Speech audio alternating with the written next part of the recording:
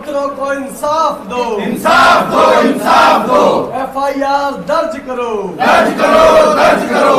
FIR दर्ज करो, दर्ज करो, दर्ज करो। गुंडागर्दी नहीं चलेगी, नहीं चलेगी, नहीं चलेगी। गुंडागर्दी नहीं चलेगी, नहीं चलेगी, नहीं चलेगी। गुंडागर्दी नहीं चलेगी, नहीं चलेगी, नहीं चलेगी। भाजपा की गुंडागर्दी नहीं चलेगी, नहीं चलेगी। डॉक्टरों को इंसाफ दो, इंसाफ दो, इंसाफ दो। डॉक्टरों को इंसाफ दो, इंसाफ दो, इंसाफ दो। अरे गुंडागर्दी नहीं चलेगी, नहीं चलेगी, नहीं चलेगी। सौरभ जी, आज आप यहाँ पर आए, आप लोगों का अंदर डिस्कशन हुआ, आप लोग मीडिया को पहले बाहर कर दिया गया, उसके बाद आप लोग काफ़ी डिटेल डिस्कशन हुआ, ACP भी आए, आप लाइव भी बीच में गए, क्या कहेंगे तमाम? देखिए, हमारा तो मकसद ये था कि जो हो मीडिया के सामने हो, दूध का दूध पानी का पानी हो, क्योंकि हमें जानकारी ये मिली थी कि जो बेचारा इंटर्न डॉक्टर जिसके साथ मारपिटाई हुई, गाली गलौज हुई, जिसके लिए इस अस्पताल के 42 डॉक्टर्स ने लिखित शिकायत MS को की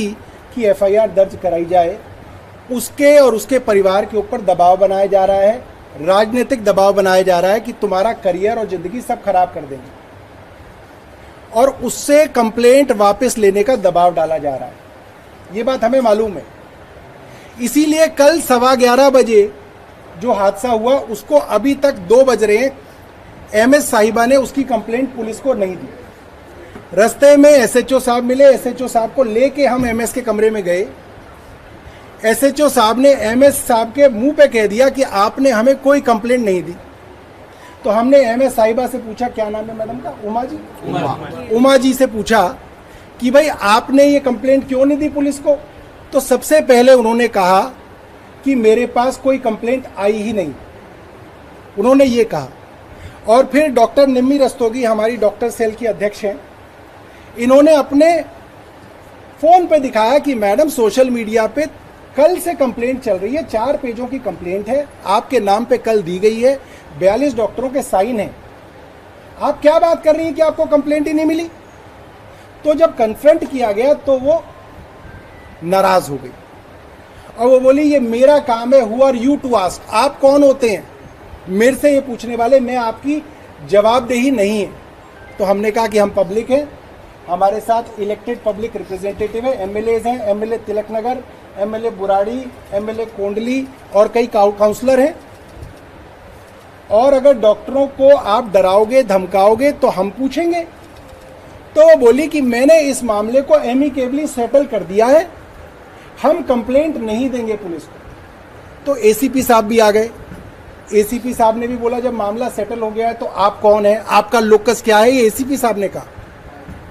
हमने ACP साहब से कहा कि ACP साहब, आप मुझे कोई कानून, कोई एक्ट बता दो जिसके अंदर एक MS के पास ये पावर्स हैं कि वो एक क्रिमिनल ऑफेंस को एमिकेबली सॉल्व कर दे। एक शिकायत करता है, एक आरोपी है। क्रिमिनल ऑफेंस बताया गया कि सरकारी अधिकारी को, जो कि उस वक्त डॉक्टर था, उसको गाली गलौज की गई है, उसके साथ मारपीट की गई है, क्रिमिनल ऑफेंस है, नॉन बेलेबल है। एक MS कैसे उसका राजीनामा करा सकती है? Who gave her the power? तो उस पे MS साहब उठ के चली गई। इस सारे कृत्य की रिकॉर्डिंग हमारे पास है। हालांकि आप लोगों को बोला गया था कि आप लोग चले जाइए, बट हमें इनका अंदाजा था कि ये हमारे साथ क्या व्यवहार करेंगे, इसलिए इसकी रिकॉर्डिंग भी हमारे पास है। अब हम बाबुओं के साथ बहुत जो है हमने वीडियो खेल लिया है, तो हमको आइडिया है। तो इसका भी हमारे पास तथ्य है, शब्दशः क्या SHO साहब ने हमें कहा और क्या ACP साहब ने हमें कहा और क्या MS साहब ने हमसे कहा। तो दोस्तों, आज RG कार अस्पताल कोलकाता को दोबारा दोहराया जा रहा है। कैसे? वहाँ क्या हुआ था, एक इंटर्न डॉक्टर के साथ हादसा हुआ और ऊपर के अधिकारियों ने, MS ने, MD ने इस मामले को दबाने की कोशिश की, सरकार के साथ साठगांठ कर ली और आरोपियों को बचाने की कोशिश की, जिसके कारण जो जनता का गुस्सा था वो आरोपियों के खिलाफ और बढ़ा। आज भी यहाँ पे वही किया जा रहा है, आरोपियों को बचाने की कोशिश की जा रही है, क्योंकि आरोपी भारतीय जनता पार्टी की विधायक हरीश खुराना, भारतीय जनता पार्टी मोती नगर के विधायक हरीश खुराना जी हैं। और हम लोगों ने कहा है कि आप हेल्थ सेक्रेटरी साहब को बुला लो, क्योंकि MS कह रही हैं कि मैंने ऊपर दे दिया, ऊपर वाले फैसला करेंगे। तो हमने कहा है कि भाई आप हेल्थ सेक्रेटरी साहब को बुला लो, हम लोग यहाँ पे इंतज़ार करते हैं। आपने देखिए, ये बड़ा दुर्भाग्यपूर्ण है। एक सरकार जिसको सिर्फ 6 महीने हुए हैं, उनको लेके लोगों के बीच में गुस्सा है। और ये बात मैं पहले भी कह रहा था कि सरकार ने जिस तरीके से गरीब लोगों की झुग्गी झोपड़ियों को तोड़ा, छोटे छोटे बच्चों को बेसहारा कर दिया, कहाँ वो स्कूल जाएंगे, कहाँ वो नहाएंगे, कहाँ वो रहेंगे, ये सब अच्छी चीज़ें नहीं। जिस तरीके से मिडिल क्लास की फीस बढ़ाई गई, जिस तरीके की तमाम चीज़ें ये सरकार कर रही है, मेरा सरकार से फिर निवेदन है, आप जनता के हित के काम कीजिए। आप मोहल्ला क्लिनिक बंद करेंगे तो लोग दुआ देंगे आपको या बददुआ देंगे? आप लोग मुफ्त की दवाई बंद करेंगे अस्पताल में तो लोग क्या कहेंगे? आपको अच्छा कहेंगे, आपको बुरा कहेंगे? तो इस सरकार के लेके लोगों के मन में जो खुशी थी वो नहीं है। एक गुस्सा है लोगों के मन में कि ये सरकार जन विरोधी काम कर रही है। मैं फिर ये कहूँगा कि किसी भी आदमी को किसी के ऊपर हमला नहीं करना चाहिए। आपको अगर अपनी कोई बात कहनी है तो प्रजातांत्रिक तरीके से कहिए, जैसे हम लोग कर रहे हैं। अब हमारे लिए पुलिस बुलाई जाएगी, हमें घसीटा जाएगा, हम पे मुकदमा किया जाएगा, तो एक होगा तो होगा, मगर काम जो है आपको प्रजातांत्रिक ढंग से करना है। सर, एक क्वेश्चन है। अभी थोड़े दिन पहले आशीष सूजी के यहाँ पे पेरेंट्स को बुलाया गया था फीस के बढ़ोतरी के मामले पर, तो वहाँ पे भी आशीष सूजी ने काफ़ी बदतमीजी से लोगों से बात। देखिए, ये सरकार एक घमंडी सरकार है, घमंडी मंत्रियों की सरकार है, और इनका घमंड टपक रहा है इनकी भाषा से। आशीष सूद साहब ने पहले तो मिडिल क्लास विरोधी कानून बनाया, जिसमें स्कूल की फीस बढ़ाने के लिए सारे मौके प्राइवेट स्कूल मालिकों को दे दिए। पेरेंट्स के जितने हक थे वो काट दिए। अब बेचारे पेरेंट्स जो हैं सिविल कोर्ट भी नहीं जा पाएंगे फीस के खिलाफ, और फीस बढ़ती रहेगी। आशीष सूद जी ने अपनी झूठी वाहवाही करने के लिए, अपना ढोल बजाने के लिए एक नकली टाउन हॉल मीटिंग रखी कि लोग आएंगे और उनका बटर पनीर और मखनी नान खा के उनकी वाहवाही करेंगे। अब ये दिल्ली की जनता बटर पनीर और मखनी नान में बिकने वाली जनता नहीं है। ये झुग्गी वाले भी कह रहे हैं, और तुम कोठी वालों को जो है शाही पनीर से खरीदना चाहते हो, ऐसा नहीं होगा।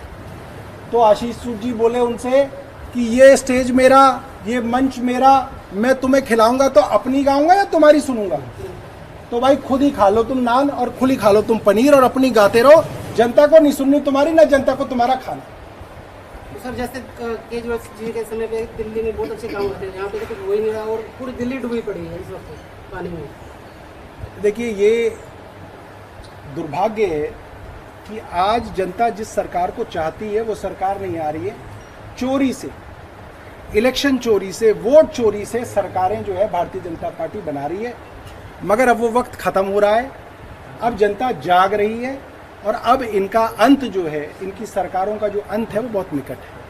नहीं चलेगी, नहीं चलेगी। दिल्ली सरकार हाय हाय हाय हाय हाय हाय। दिल्ली सरकार हाय हाय हाय हाय हाय हाय। दिल्ली सरकार हाय हाय हाय हाय हाय हाय।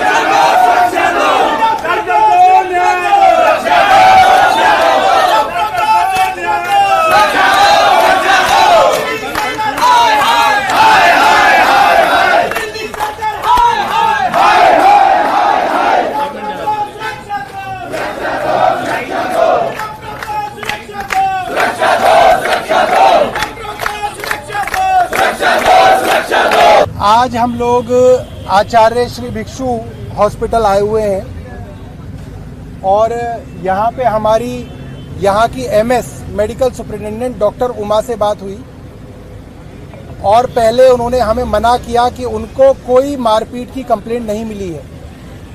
मगर जब हमारे साथ डॉक्टर निम्मी रस्तोगी हैं, इन्होंने अपने फ़ोन पे दिखाया कि एम्स की रेजिडेंट डॉक्टर एसोसिएशन, अलग अलग अस्पतालों की, लेडी हार्डिंग की, दिल्ली की डॉक्टर्स की एसोसिएशन बार बार 40-42 डॉक्टरों की साइन की हुई कंप्लेंट सोशल मीडिया पे चला रही हैं। तो एमएस ने माना कि हाँ, मुझे कंप्लेंट आई थी, मगर एमएस साहब ने वो कंप्लेंट पुलिस को नहीं दी है। वो कंप्लेंट एमएस साहब लेके बैठी हुई हैं। इसलिए मेरा सारी डॉक्टर्स रेजिडेंट एसोसिएशंस आरडीए से ये निवेदन है कि आपका विभीषण आपके प्रोफेशन में ही है। आपको डुबोने वाला आपका ही एक प्रोफेशनल डॉक्टर है। जैसे आरजी कार मामले में था, सीनियर डॉक्टर जो एडमिनिस्ट्रेशन में चले जाते हैं वो सरकार की मिलीभगत से, सरकार के साथ सांठगांठ करके जूनियर डॉक्टर्स का शोषण कराते हैं। ये मामला पहली बार नहीं है। आज से कुछ महीने पहले अंबेडकर मेडिकल कॉलेज के अंदर 2 छात्राओं का शारीरिक शोषण किया गया उनके प्रोफेसर द्वारा। उस बात को भी मुख्य सचिव और स्वास्थ्य सचिव और उस हॉस्पिटल के प्रिंसिपल ने दबा दिया था। हमने उस मामले को उठाया और उसके अंदर प्रोफेसर को सस्पेंड कराया। वहां भी मिलीभगत सामने आई थी। तो मैं तमाम डॉक्टरों से कहना चाहता हूं कि आपके प्रोफेशन के जो लोग सीनियर पोजीशन पे पहुंच जाते हैं उनको अपनी रीढ़ की हड्डी सीधी करनी पड़ेगी। उनको अपना आत्म स्वाभिमान बेचना नहीं है। अपने जूनियर डॉक्टर्स के साथ, इंटर्न्स के साथ खड़े होना है। अगर आपके ही प्रोफेशन के विभीषण सरकार के साथ सांठगांठ कर लेंगे तो जो जूनियर डॉक्टर हैं, जो बेचारे इंटर्न हैं, जो बेचारे जेआर हैं, जो बेचारे रेजिडेंट्स हैं, उनका ये शोषण होता रहेगा। आरजी कार मामले में भी ऐसा ही ऊपर के लोगों की मिलीभगत से था। आप लोग जो आरडीए है उन्होंने बहुत संघर्ष किया, अलग अलग जगहों पे अपना उन्होंने प्रतिशोध सोशल मीडिया पे डाला, मगर आप सबको मालूम है ये पूरी की पूरी व्यवस्था भारतीय जनता पार्टी से डरी हुई है। सहमे हुए, डरे हुए लोग हैं। इनके अंदर वो ताकत नहीं है कि भारतीय जनता पार्टी के सामने खड़े हो सके। इनके पास पुलिस की पावर है, इनके पास गुंडागर्दी है, इनके पास सब कुछ है, मगर उसके बावजूद भी आम आदमी पार्टी की जब जरूरत पड़ेगी, आम आदमी पार्टी हर मजलूम के साथ खड़े होने के लिए और लड़ने के लिए तैयार है। जय हिंद, जय भारत। अरविंद केजरीवाल, अरविंद केजरीवाल। धन्यवाद। ये है कि वायलेंस अगेंस्ट डॉक्टर्स एक बहुत बड़ा मुद्दा बहुत सालों से रहा है और भारतीय जनता पार्टी ने इसमें सिस्टेमिक चेंज करने के लिए और एक एक्ट लाने के लिए, act against violence on doctors का वादा किया था अपने मैनिफेस्टो में और बहुत सीरियसली कह रहे थे वो परस्यू कर रहे हैं। लेकिन अब जब मौका आया है तो उन्हीं का तंत्र डॉक्टर्स के साथ धोखा कर रहा है, उन्हीं का तंत्र मामले को दबा रहा है और ये छोटी सी चिंगारी बहुत बड़ी घटना बन सकती है। इस विषय में मैं ये कहना चाहूंगी कि आम आदमी पार्टी हमेशा डॉक्टर्स के साथ है। हम इलीट कल्चर के बिल्कुल खिलाफ हैं। एमएलए आम लोगों से ऊपर नहीं है। अगर वो एक बिजी डॉक्टर को फोर्स करता है कि मेरा इलाज पहले करो और उसके बाद उसे मैनहैंडल करता है, उसके लिए अपशब्द कहता है, तो ये किसी को भी बर्दाश्त नहीं होगा।